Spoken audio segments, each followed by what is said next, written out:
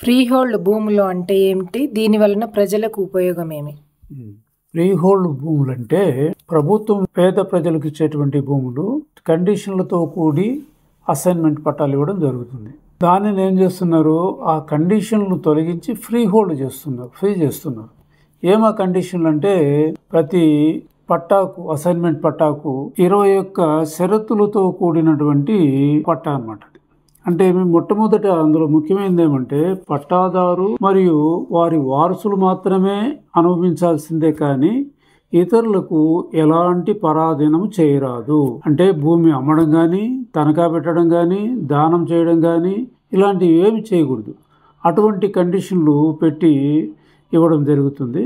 అటువంటి దాన్ని ఏమంటామంటే డీఫార్మ్ పట్టా అని ఒకటి, డీకేటీ పట్టా అని, అసైన్మెంట్ పట్టా అని అంటాం. ఇది పేద ప్రజలకు మాత్రమే ఇవ్వబడేటువంటి భూములు. అయితే వాళ్ళు ఏం చేస్తున్నారు, వాళ్ళ కుటుంబ అవసరాలకు, బిడ్డల పెళ్లిళ్ళకో, చదువులకో, ఏదో అతి ముఖ్యమైనటువంటి అవసరాలు ఏర్పడినప్పుడు ఏదో తక్కువ మొత్తానికి దాన్ని బదిలీ చేయడం జరుగుతూ వచ్చింది. ఈ విధంగా వేల ఎకరాలు వాళ్ళు బ్రతకడానికి, జీవనోపాధికి ఇచ్చినటువంటి భూములను అక్రమంగా వేరే వాళ్ళు ధనికులు కొనుగోలు చేసి వీళ్ళను ఇబ్బంది పెట్టే పరిస్థితి ఏర్పడుతుంది. అయితే వాళ్ళ అవసరాలకు వాళ్ళు అమ్మేస్తూ వచ్చినారు. కానీ ప్రభుత్వానికి ఒక గట్టి నిర్ణయానికి వచ్చి వీటి మీద పిఓటి యాక్ట్ అనేటువంటిది 1977లో ఒక యాక్ట్ తేవడం జరిగింది. దాన్నే 9/77 అనేటువంటి యాక్ట్ కూడా అంటాం. పిఓటి అంటే prohibition of transfer of assign lands. అంటే అర్థం ఏమంటే అసైన్ భూముల బదిలీ నిషేధిత చట్టం. అంటే ఎలాంటి బదిలీలు చేయకూడదు, అమ్మడం కానీ, దానం చేయడం కానీ ఇటువంటి ఎలాంటి బదిలీలు చేయకూడదు అనేటువంటి కండిషన్లో మళ్ళా రెండోసారి చట్టం తెచ్చినారు. ముందు పట్టాలోనే వెనకపక్క రాసి ఇచ్చినారు. అయినా కూడా వీళ్ళు వాటిని లెక్క చేయకుండా అమ్ముకుంటున్నారు అనే ఉద్దేశంతో పక్కాగా ఈ చట్టం తేవడం జరిగింది. ఈ చట్ట ప్రకారము ఎవరైనా భూములు అమ్మితే ఆ భూములను ప్రభుత్వ స్వాధీనం చేసుకుంటా వచ్చింది. అయితే ఒక నిబంధన అయితే సడలించింది. ప్రజలకు తెలుసో తెలియకో అమ్మినారు కదా, ఆ అమ్మినటువంటి భూములకు పేదవాడుగా కొనుక్కొని ఉంటే అతనికే పట్టా ఇవ్వడం జరిగింది.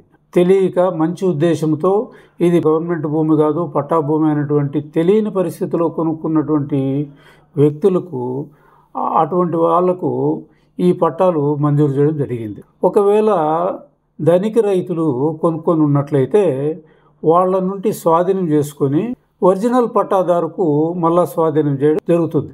ఆ విధంగా జరిగినాయి. అదే రెండోసారి మళ్ళా అతను అమ్మినాడు అనుకో, అతన్ని ఏం చేస్తారో అప్పుడు ప్రభుత్వ స్వాధీనం చేసుకుని అది ప్రభుత్వ అవసరాలకు పడేటువంటి ఏదైనా స్కూల్ బిల్డింగ్స్ కానీ, ఏదైనా ఆఫీసులకు కానీ, ఒకవేళ అవసరం లేదనుకుంటే మళ్ళా పేద ప్రజలకే ఆ భూములు తిరిగి పట్టాలు ఇవ్వడం జరుగుతుంది.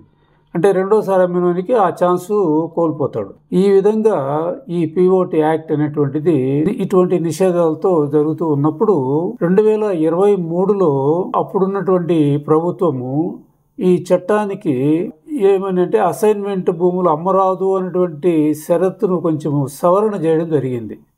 ఈ అమెండ్మెంట్ బిల్ వచ్చేసి యాక్ట్ 35/2023 అది చేస్తూ సవరణ చేయడం జరిగింది.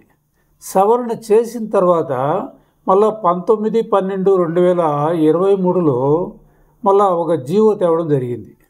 ఆ జీవో వచ్చేసి 596/2023. దాని ప్రకారము ఏం జరిగిందంటే ఈ పట్టా ఇచ్చిన తేదీ నుండి 20 సంవత్సరాలు పూర్తి అయినటువంటి ఆ భూములను ఆ ఫ్రీ హోల్డ్ చేస్తూ చేయడం జరిగింది. ఏది వ్యవసాయ భూములు అయితే ఆ విధంగా చేయడం జరిగింది. అదే ఇంటి పట్టాలైతే 10 సంవత్సరాల కాలము పూర్తి అయినటువంటి, అంటే పట్టా ఇచ్చిన తేదీ నుండి 10 సంవత్సరాలు పూర్తి అయినటువంటి ఇంటి పట్టాలు వాళ్ళు అమ్ముకునేటువంటి హక్కును అందులో కల్పించినారు. మొదటిదేమో వ్యవసాయ భూములు 20 ఏళ్ళ తర్వాత అమ్ముకోవచ్చు. రెండవదేమి ఇంటి పట్టాలు 10 ఏళ్ళ తర్వాత అమ్ముకోవచ్చు. ఇక మూడో సవరణ ఏం జరిగిందంటే ఇదివరలో ల్యాండ్ అక్విజిషన్ అంటే భూసేకరణ చట్టం ప్రకారము భూములు సేకరించేవాళ్ళు. అప్పుడు ఏం చేసేవాళ్ళు అంటే పాత పట్టాలకు ఇచ్చేటువంటి ధరను వీళ్ళకి ఇచ్చేది కాదు. అది నామినల్గా ఏదో కొంత అమౌంట్ ఇవ్వడము, అది కూడా ఇవ్వకుండా తీసుకున్నటువంటి కాలాలు కూడా ఉన్నాయి. మళ్ళీ కొంతకాలానికి కొద్ది మొత్తం ఇవ్వడం, ఇవన్నీ జరుగుతూ వచ్చినాయి. ఎటువంటి సవరణ జరిగిందంటే ఆ భూములకు పాత పట్టాలకు ఎంతైతే ఇస్తారో నష్టపరిహారము అంతే ఇవ్వాలనేటువంటిది ఆ సవరణ కూడా ఇందులోకి తీసుకురావడం జరిగింది. ఇవి కాకుండా లంక భూములు అంటే చుట్టూ నదుల మధ్యలో ఉండేటువంటి భూములను లంక భూములు అంటాం. అదేవిధంగా చుక్కల భూములు అని ఉన్నాయి. ఈ విషయంగా చుక్కల భూముల గురించి ఇదివరలో చర్చించి ఒక వీడియో చేయడం కూడా జరిగింది. దీని ప్రకారము అవి కూడా ఫ్రీ హోల్డ్ చేయబడినాయి. అదేమంటే కొన్ని తర్జన భర్జనలు జరిగినాయి. ఇందులో ఇది ప్రభుత్వ భూమి అని కొంతమంది, కాదు పట్టా భూమిగా ఉంది, ఆ కాలంలో రైతుల యొక్క వివరాలు తెలియని దానివల్ల ఆ ఫిల్ ఇన్ ది బ్లాంక్స్ లాగా చుక్కలు పెట్టడం జరిగింది. ఇది పట్టా భూమి లేనటువంటి నిర్ణయానికి వచ్చింది. కానీ ఈ 2023లో ఇచ్చినటువంటి జీవో ప్రకారము వాటికి కూడా మోక్షం లభించింది. ఈ విధంగా ప్రజలకు మేలు చేసేటువంటి ఉద్దేశంతో ప్రభుత్వము ఈ జీవోను, ఈ అమెండ్మెంట్ యాక్ట్ను తేవడం జరిగింది. అయితే ఈ ప్రభుత్వం తర్వాత కూటమి ప్రభుత్వం వచ్చింది. కూటమి ప్రభుత్వము వీటిపైన కొన్ని అనుమానాలు రేకెత్తించింది అన్నమాట. ఏమి అనుమానాలంటే ఇవి సరైనటువంటి లావాదేవీలు లేదు, దీంట్లో అక్రమాలు జరిగినాయి, ఇది కొంతమంది బడాబాబులు దీన్ని కొనుగోలు చేసినారు అనే ఉద్దేశంతో దాన్ని ఏం చేసినారు, ఆ చట్టాన్ని కొంతకాలం నిషేధిత జాబితాలో పెట్టి నిషేధం విధించినారు. కానీ కొంతమంది రైతుల యొక్క దీంతో నిషేధాన్ని పొడిగిస్తూ వచ్చినారు.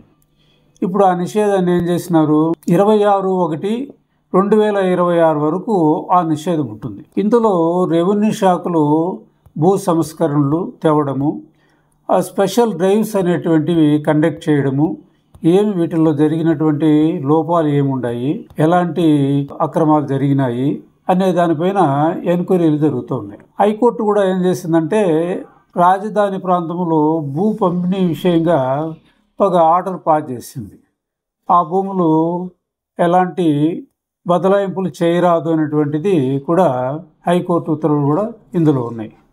ఈ విధంగా ఉండేటువంటి పరిస్థితుల్లో కూటమి ప్రభుత్వము టెంపరీగా నిలుపుదల చేసింది.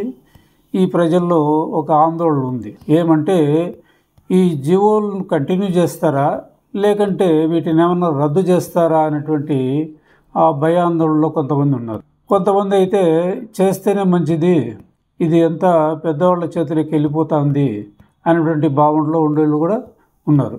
చాలామంది బీద రైతులు ఇది మాకు ఏదో అమ్ముకుంటే బ్రతుకు తిరుగు పనికొస్తుంది కదా, చదువులకు, బిడ్డల పెళ్ళిళ్ళకు, ఏదైనా ఆర్థిక అవసరాల కోసం ఉపయోగపడుతుందని చెప్పి కొంతమంది భావించేవాళ్ళు ఉన్నారు. కాబట్టి ఏదేమైనా మనము ఆ తేదీ వరకు 2026 జనవరి వరకు వెయిట్ చేసి ఉండాల్సినటువంటి అవసరం ఉంది. అది ప్రభుత్వము ఆ నిషేధాన్ని తొలగిస్తుందా, లేకపోతే ఈ నిషేధిత అమెండ్మెంట్ యాక్ట్ని ఏమన్నా రద్దుపరుస్తుందా, ఈ జీవోలను రద్దుపరుస్తుందా అనేది వేసి చూడాల్సినటువంటి అవసరం ఉంది.